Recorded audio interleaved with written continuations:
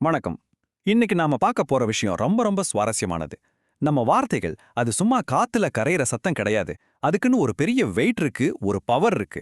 இத பத்தி தான் நாம இன்னைக்கு விலாவாரியா பார்க்க போறோம். சரி, வாங்க நேரடியா விஷயத்துக்குள்ள போயிடலாம்.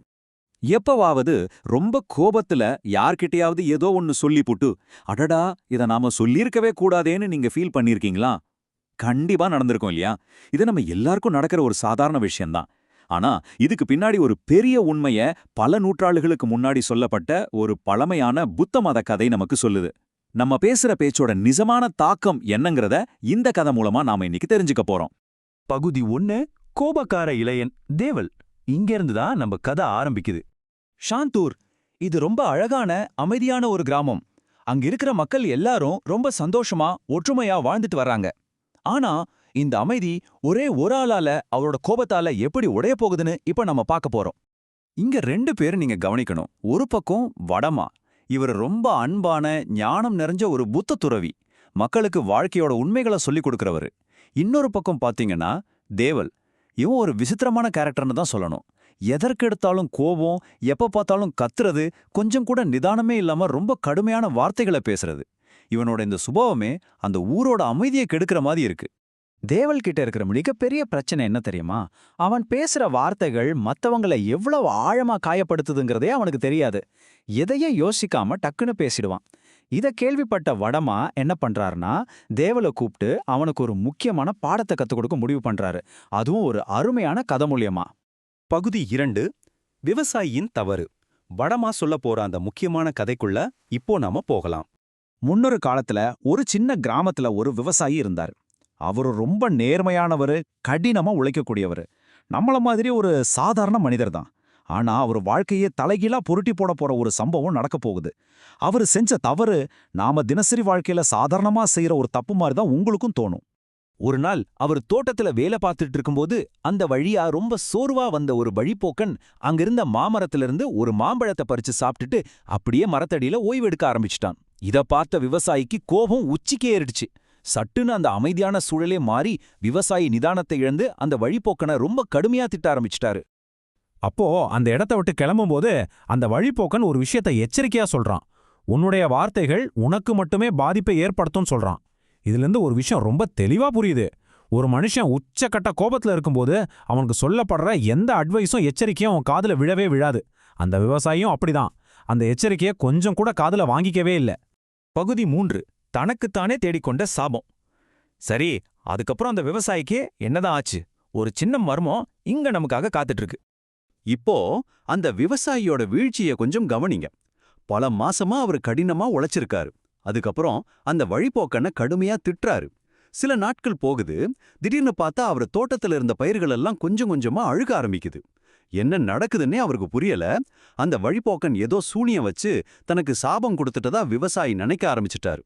எப்படியாவது அவங்கிட்ட மன்னிப்பு கேட்கணும்னு பல நாட்கள் அலைஞ்சு திரிஞ்சு கடைசியா அந்த வழிப்போக்கனை கண்டுபிடிச்சிட்டாரு.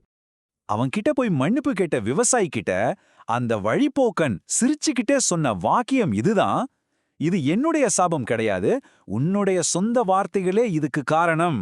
இத கொஞ்சம் ஆழமா சிந்திச்சு பாருங்க. இது ஒரு மிகப்பெரிய ட்விஸ்ட். நம்மளோட வீழ்ச்சிக்கு நாமளே எப்படி காரணமா இருக்கோங்கிற ஒரு பெரிய சைக்கலாஜிக்கல் உண்மை இங்க வெளிப்படுது. இதுக்கு பின்னாடி இருக்கிற லாஜிக் ரொம்ப ரொம்ப தெளிவானது. வார்த்தைகள் அப்படிங்கிறது சும்மா காத்துல மறையிற சத்தம் கிடையாதுங்க. நம்ம கோவத்திலையும் நெகட்டிவான எண்ணத்தோடும் பேசுற வார்த்தைகள் நம்மள சுத்தியே ஒரு பெரிய நெகட்டிவ் எனர்ஜியை, அதாவது ஒரு எதிர்மறை ஆற்றலை உருவாக்குது. அது அப்படியே ஒரு பூமராங் மாதிரி திரும்பி வந்து நம்மளோட சொந்த வாழ்க்கையே அழிக்க ஆரம்பிச்சிடும். விவசாயியோட பயிர்கள் அழிஞ்சதுக்கு நிஜமான காரணமே இதுதான். பகுதி 4. மாற்றத்தின் தொடக்கம். இப்போ வடமா இந்த கதையை சொல்லி முடிச்சதும் தேவாவோட ரியாக்ஷன் எப்படி இருந்திருக்கும்? வாங்க பார்க்கலாம். தேவாலோட முகத்துல அப்படியே ஒரு ஆச்சரியம் கலந்த அதிர்ச்சி. அவனுக்குள்ளே டக்குன்னு ஒரு புரிதல் வருது. அப்போ என் வார்த்தைகளுக்கும் இதே மாதிரி ஒரு பாதிப்பை ஏற்படுத்துற சக்தி இருக்கா அப்படின்னு கேக்குறான்.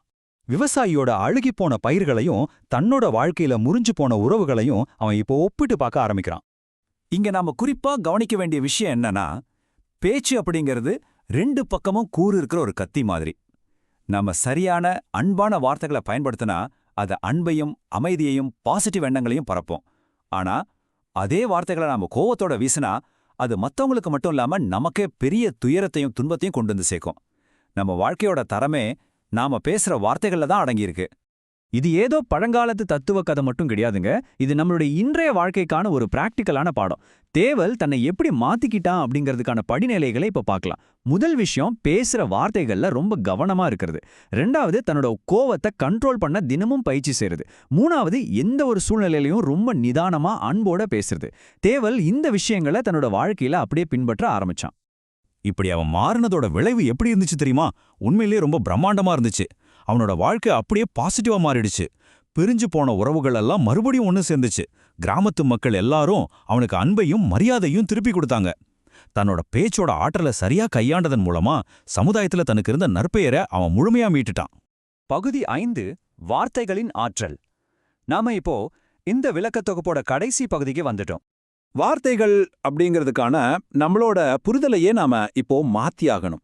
வார்த்தைகள்னா காத்துல கரைகிற வெறும் ஓசைகள் கிடையாது. அது நம்மளோட உணர்ச்சிகளையும் எண்ணங்களையும் ஒரு மாபெரும் சக்தியையும் சுமந்து செல்ற வாகனங்கள். ஒரு பிசிக்கலான பொருளுக்கு எப்படி ஒரு எடையும் விளைவும் இருக்குமோ, அதே போலதான் நம்ம பேசுற ஒவ்வொரு வார்த்தைக்கும் ஒரு எடையும் அதற்கான பிரம்மாண்டமான விளைவும் கண்டிப்பா இருக்கு. வார்த்தைகள் அப்படிங்கிறது மத்தவங்கள அழிக்க மட்டுமே பயன்படுற ஒரு ஆயுதம் கிடையாது. சரியான நேரத்துல சரியான விதத்துல சொல்லப்படுற வார்த்தைகள் உண்மையிலேயே ஒரு மேஜிக் மாதிரி வேலை செய்யும். எப்படி அந்த வார்த்தைகளால ஒரு மனசை உடைக்க முடியுமோ, அதே அளவுக்கு காயங்களை குணப்படுத்துற சக்தியும் புதிய உறவுகளை உருவாக்குற வல்லமையும் இந்த வார்த்தைகளுக்கு இருக்குங்கிறத நாம எப்பவுமே மறக்கக்கூடாது. ஒரு தனி மனிதனுக்கு வடமா கத்துக் கொடுத்த அந்த பாடம் ஷாந்தூர் கிராமம் முழுமைக்குமே ஒரு பெரிய மாற்றத்தை கொண்டு வந்துச்சு. கிராம மக்கள் எல்லாரும் சரியான வார்த்தைகளை மட்டுமே பயன்படுத்த ஆரம்பிச்சாங்க. இதனால அந்த ஊர் முழுக்க மகிழ்ச்சி, அமைதி, அன்பு அப்படின்னு ஒரு மாபெரும் அலையே உருவாச்சு. இதுக்கு பேர் தான் ரிப்பிள் எஃபெக்ட், அதாவது அலை விளைவு. நாம தினசரி பயன்படுத்துற வார்த்தைகளும் நம்மள சுத்தி இதே மாதிரி ஒரு வைப்ரேஷனை தான் உருவாக்குது. இந்த அலசல நான் ஒரு ஸ்ட்ராங்கான கேள்வியோட முடிக்க விரும்புறேன். இன்னைக்கு நீங்க பேச போற வார்த்தைகள் உங்களை சுத்தி எந்த மாதிரியான எனர்ஜியை உருவாக்க போகுது? உங்களுடைய அடுத்த உரையாடலை வெறும் பேச்சாக கருதாம ஒரு விழிப்புணர்வு உள்ள ஆற்றலா நினைச்சு பாருங்க. அந்த ஆற்றல் அமைதியை கொடுக்குமா இல்ல அழிவை கொடுக்குமா அப்படிங்கிறது உங்க கையில தான் இருக்கு. கொஞ்சம் சிந்திச்சு பாருங்க.